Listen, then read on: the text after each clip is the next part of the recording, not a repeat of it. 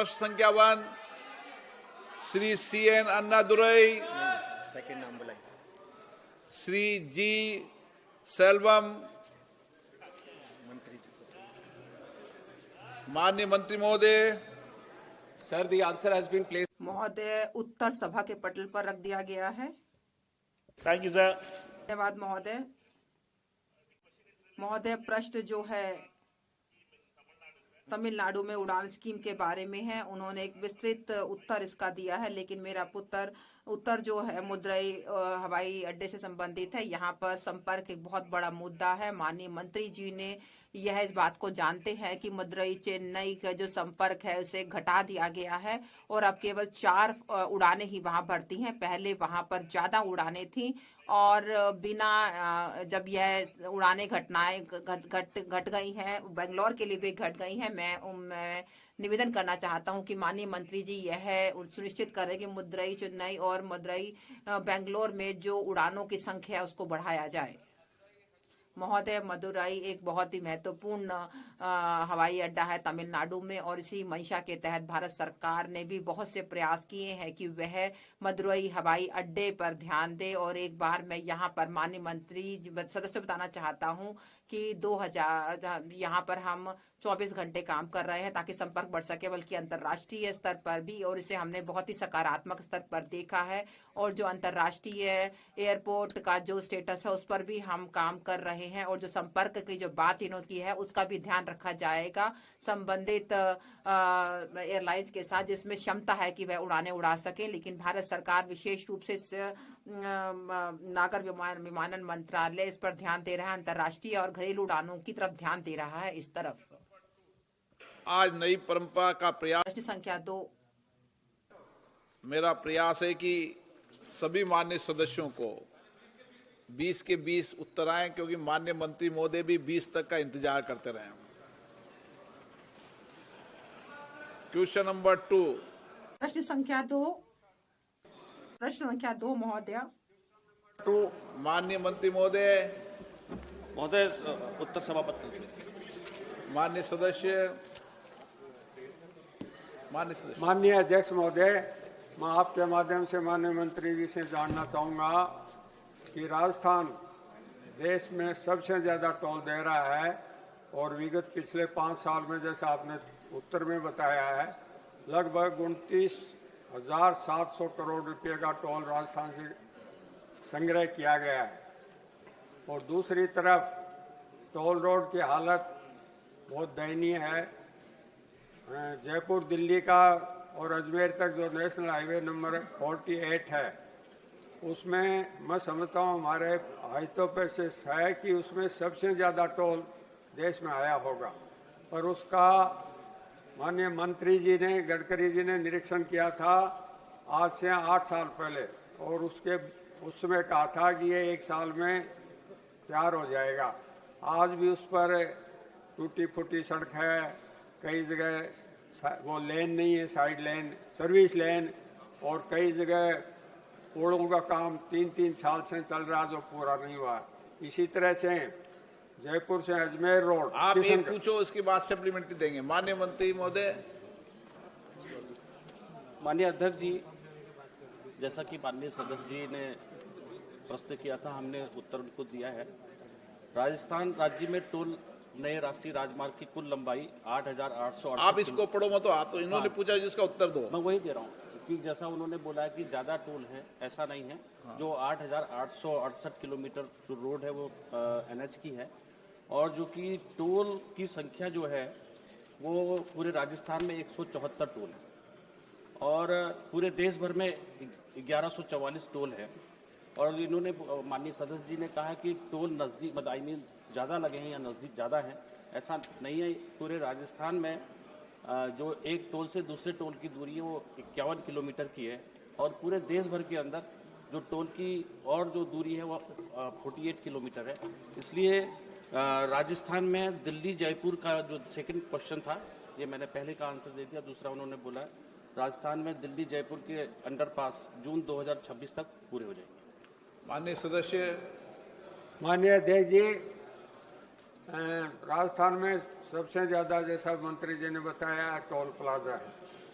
इसमें से कितने टोल प्लाजा ऐसे हैं जो अवधि पूरी होने के बाद भी या तो नाई द्वारा या कंसेशन द्वारा उन पर टोल वसूला जा रहा है, और क्या इन टोलों पर समुचित व्यवस्था है एम्बुलेंस की और दूसरी तरह की फ़ोन की?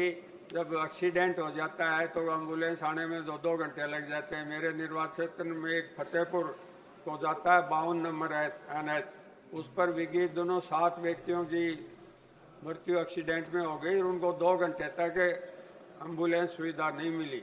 तो सरकार क्या इस पर कोई एक्शन लेगी कि तब टोल वसूला जा रहा है फिर भी उन पर सुविधा नहीं है, और जिनकी टोल अवधि समाप्त हो गई उनका टोल बंद करके जनता को कब तक राहत देंगे? माननीय मंत्री जी, माननीय अध्यक्ष जी, चूंकि राष्ट्रीय राजमार्ग शुल्क 2008 के नियमानुसार टोल संग्रहण किया जाता है, और जैसा उन्होंने माननीय सदस्य जी के द्वारा बोला गया कि जो टोल संग्रहण होने के साथ ही उसकी मेंटेनेंस और बाकी नियमों के अनुसार ही हम उस पर रोड पे कराते हैं। एम्बुलेंस की भी सुविधा टोल प्लाजा के पास रहती है, और भी जो वे साइड इम्यूनिटीज हैं उन सारी सुविधाओं को भी राष्ट्रीय राजमार्ग के द्वारा दिया जाता है। अगर कोई पर्टिकुलर केस आपके द्वारा मुझे बताया जाएगा तो उसका अलग से उत्तर दिया जाएगा। Question number 3 Shri Arun Kumar. संख्या 3। माननीय मंत्री महोदय। माननीय अध्यक्ष महोदय, उत्तर सदन के पटल पर रखिए। माननीय सदस्य हैं क्या? जी सर। तो क्वेश्चन पूछिए। माननीय अध्यक्ष महोदय, देश के ऊर्जावान प्रधानमंत्री माननीय श्री नरेंद्र मोदी जी के दूरदर्शी और गरीब कल्याण नेतृत्व में शहरी आवास को नई दिशा मिली है। माननीय मंत्री महोदय ने अपने लिखित उत्तर में यूपीए काल की JNNURM और BSUP योजना की जानकारी दी। माननीय, मैं जानना चाहता हूं कि किन योजनाओं के समाप्त होने के बाद शहरी गरीब के लिए प्रधानमंत्री आवास योजना में क्या नए सुधार किए हैं, और इसका लाभ देश के गरीब लोगों को कैसे मिल रहा है? माननीय मंत्री जी। माननीय अध्यक्ष महोदय, मैं माननीय सदस्य को धन्यवाद देना चाहूँगा कि जिन्होंने इतना महत्वपूर्ण प्रश्न पूछा है।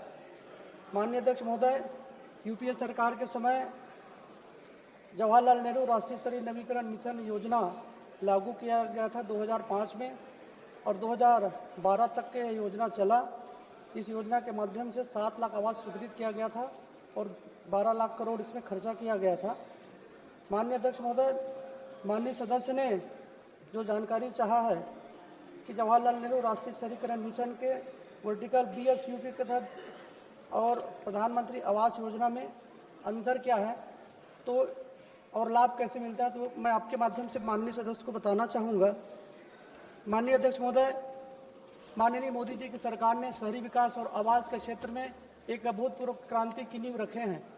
यह नींव केवल ईंट और गारे का नहीं बल्कि करोड़ों भारतीयों के सपनों को साकार करने की कहानी है। पंडित दीनदयाल उपाध्याय के अंत्योदय के सिद्धांत माननीय मोदी सरकार की नीतियों का पथ प्रदर्शक है, और इसीलिए प्रधानमंत्री आवास जैसी योजनाएं समाज के अंतिम छोर तक विकास की किरणें पहुंचाने का सार्थक प्रयास कर रही है। माननीय अध्यक्ष महोदय, 2014 के पहले की सरकारों ने विकास के नाम पर केवल खाना पूर्ति किए, योजनाएं या तो कागजों में सिमट करके रह गया या घटिया निर्माण होने के कारण उसका लाभ गरीबों तक नहीं पहुंचा। चाहे वह जवाहरलाल नेहरू राष्ट्रीय शहरी नवीकरण मिशन हो या राजीव आवास योजना हो, इसका लाभ लोगों को उस तरह से नहीं मिला। केवल नारा लगाते रहे, हम भूख मिटाएंगे, हम गरीबी हटाएंगे, लेकिन न तो गरीबी हटी न भूख मिटी। लेकिन माननीय अध्यक्ष महोदय, गरीबी हटाने का काम यदि किसी ने किया है तो आदरणीय हमारे देश के प्रधानमंत्री माननीय नरेंद्र मोदी जी के द्वारा किया गया है। माननीय अध्यक्ष महोदय, आंकड़े हमारे सामने कठोर सच्चाई को रखते हैं। 2011 की जनगणना के अनुसार देश भर में 6.54 करोड़ लोग झुग्गी झोपड़ियों में रहते थे। यह आंकड़ा हमें उस विशाल चुनौती को याद दिलाती है जो शहरी गरीबों के सामने थी।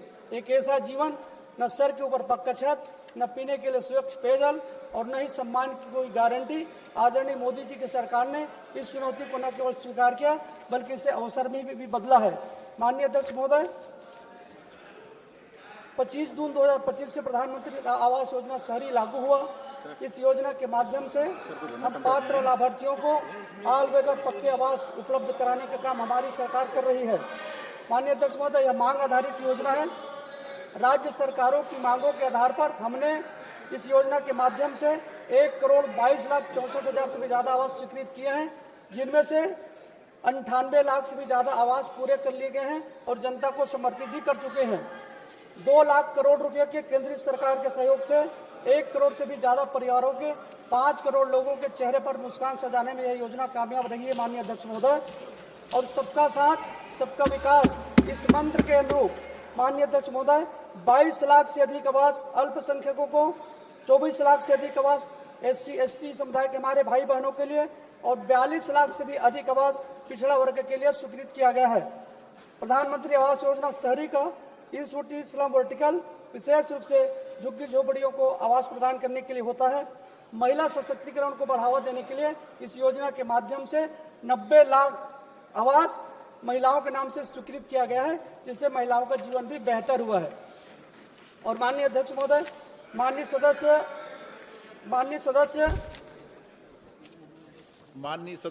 मान्यवर, मेरा दूसरा पूर्व प्रश्न है कि माननीय मंत्री महोदय से यह है महोदय, देश के ऊर्जावान प्रधानमंत्री श्री नरेंद्र मोदी जी गरीब हितैषी सोच में चल रही प्रधानमंत्री आवास योजना ने शहरी गरीबों को पक्का घर, इज्जत और सुरक्षित जीवन दिया है। माननीय सदस्य, आप दूसरी बार के सदस्य हो, प्रश्न बिना पढ़े बोलना की तैयारी करो। ठीक सर। कृपया बताएं कि मेरे क्षेत्र में इससे कितने परिवारों का सपना पूरा हुआ है। माननीय मंत्री जी, संख्या बता दो आप तो। माननीय अध्यक्ष महोदय, आप उत्तर प्रदेश से आते हैं, मैं उत्तर प्रदेश का आंकड़ा बता देता हूं। माननीय अध्यक्ष महोदय, मैं शाहजहांपुर का भी बता देता हूं।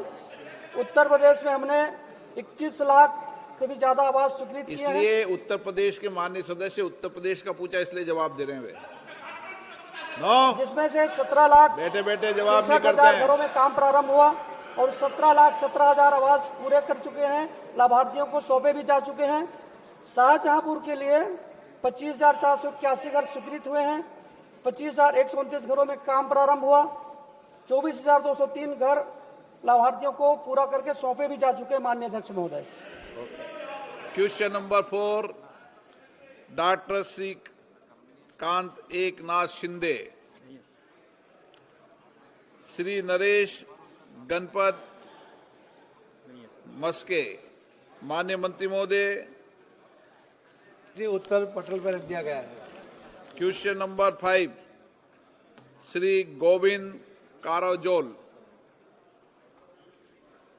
I rise to महोदय, मैं प्रश्न संख्या 5 पूछने के लिए खड़ा हुआ हूं। मंत्री जी। माननीय मंत्री महोदय, क्वेश्चन नंबर 5 पर रख दिया गया है। माननीय सदस्य।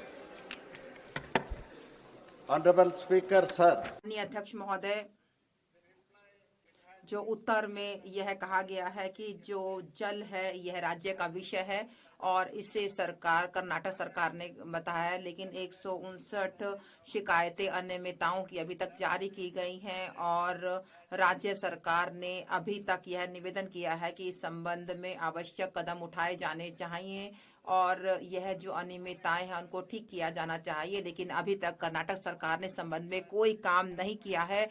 अनियमितताओं की तरफ मेरे संसदीय निर्वाचन क्षेत्र में चित्रदुर्ग में, और दूसरी बात महोदय, यह बताया गया है कि चित्रदुर्ग जिला जो है वहां पर 81,3,67,240 के लगभग जो घर है वहां पर कनेक्शन उपलब्ध कराए गए हैं केवल इन घरों में ही। तथापि मेरे व्यक्तिगत जो अनुभव है उसके अनुसार है कि बहुत से गांव हैं मेरे निर्वाचन क्षेत्र में, यहाँ पर ऐसा है कि यहाँ पर 25 से प्रतिशत तक जो घर है वहां पर वास्तविकता में यह सब कनेक्शन उपलब्ध कराए ही नहीं गए हैं। इसलिए मैं मंत्री से निवेदन करना चाहता हूं कि वह एक तकनीकी विशेषज्ञ समिति का गठन करें और वह वहां का जांच करे चित्रदुर्ग क्षेत्र में, और यह कदम उठाए सुनिश्चित करने के लिए कि साफ और स्वच्छ जल लोगों को घरों